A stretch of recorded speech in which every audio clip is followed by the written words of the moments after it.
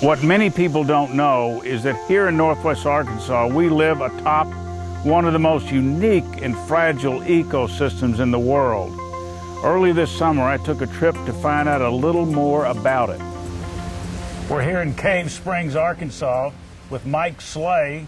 Mike, welcome to the show. Thank you. Mike works for the Nature Conservancy, of which I believe I'm a member. As I told Mike, I get their magazine, so I must have subscribed. But Mike, if you could just give us a little description about what you do and the ecosystem that I referred to. Okay. I work in the cave systems that we have in Arkansas across the state. Particularly, I work with the ones that are here in Northwest Arkansas, like this one at Cave Springs. A lot of what we do is we work with the state and with the federal agencies to monitor the species that are in here to make sure that they're doing okay.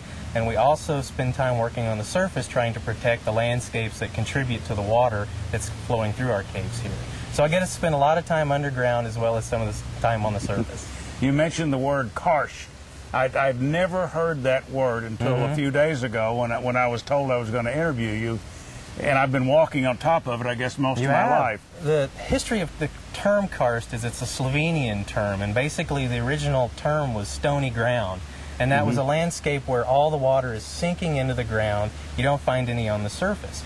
For what we have in Northwest Arkansas, karst really describes the landscape. Anywhere that you walk, it's a landscape that has caves, as we're standing here. It has springs. A lot of times the streams that are flowing across this landscape will sink into the ground. You'll have long stretches where there'll be no water present on the surface at all.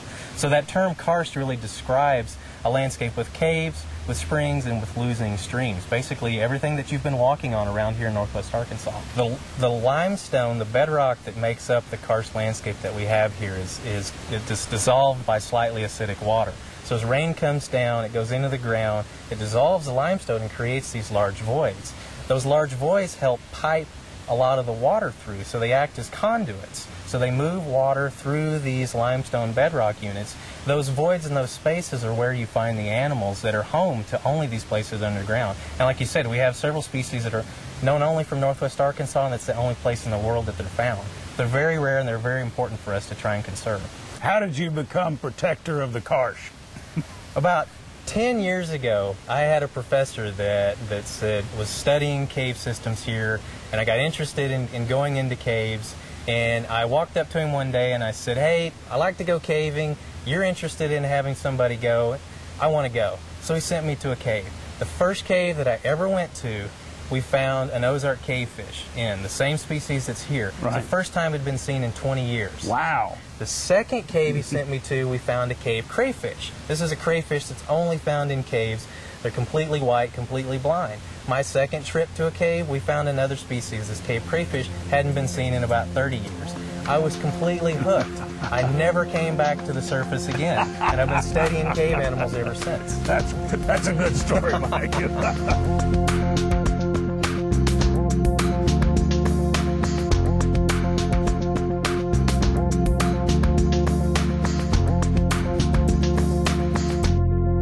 Well, I guess there's no one better to ask what's in the cave when you go in there. There's a bunch of really interesting species that you can find. If you go into a cave and you're close to an entrance, a lot of times you can find different salamanders. One's called a cave salamander. It's bright orange with black spots. It's a really pretty animal. You can see it a lot of times right around the entrance. Right. As you go deeper in, you'll find a whole suite of other animals: insects, spiders, flies, millipedes. There's a little fly that we have in our caves. It's completely cave adapted. You go in and you look, and if you looked really close, it would have no eyes. And you can look at it and it hops around. It no longer flies because it doesn't need to in a cave. So there's lots of animals that we have in our cave systems. Many of them are very rare. We have about 30 cave species in Arkansas. Those are ones that are only found in caves. And about 50% of those are only known from 5 or less caves. So a lot of our cave animals are very rare. When we go caving, the first thing that we do is we always tell somebody where we're going and roughly what time we're going to be back. Right. Because these aren't necessarily dangerous systems, but you want to be careful when you're in there. We always make sure that we bring a helmet with us, and we carry several sources of light, because you never know. If batteries fail and you only have one source of light, once that goes out, you're in complete darkness. You wouldn't be able to find your way out. There's a lot of different caves that are out there in Arkansas that people can visit. Some of them have water, big streams coming out, others are dry. Some of them are closed because of important geologic formations that are in there or endangered species. So some of them are completely closed and they're restricted, so nobody can go. But those that are out there that are open, people can go and take a look and visit those caves. There is a national organization called the National Speleological Society that has web page and literature available that if people want to learn more about how to cave properly, what gear and equipment that you need, and what are the steps that you need to make sure that you're doing it safely. Now this one at Cave Springs is restricted because of the cave fish, is that correct? Yes, the only access that's allowed is every 2 years we go in and we count the endangered cavefish that are there. Okay. So other than that, there's no access there, and mainly because visitation to this site would actually impact the species that are there. You could step on them, right. You could disturb the bats. You've probably been in some caves that, you know, the people that don't really have the same cave etiquette as we might, they'll go in, they'll scratch their names all over the walls, they'll leave trash, they'll leave candles, they'll disturb the animals that are there. And we really want people that are going to practice some of these good cave rules and good cave etiquette, so to reduce those kind of vandalism aspects. That makes total sense. Vandalism is bad because it impacts inside the cave and the animals and species that are there, but a lot of the human impacts that we have to think about are beyond just graffiti and beyond just what happens right there close to the entrance.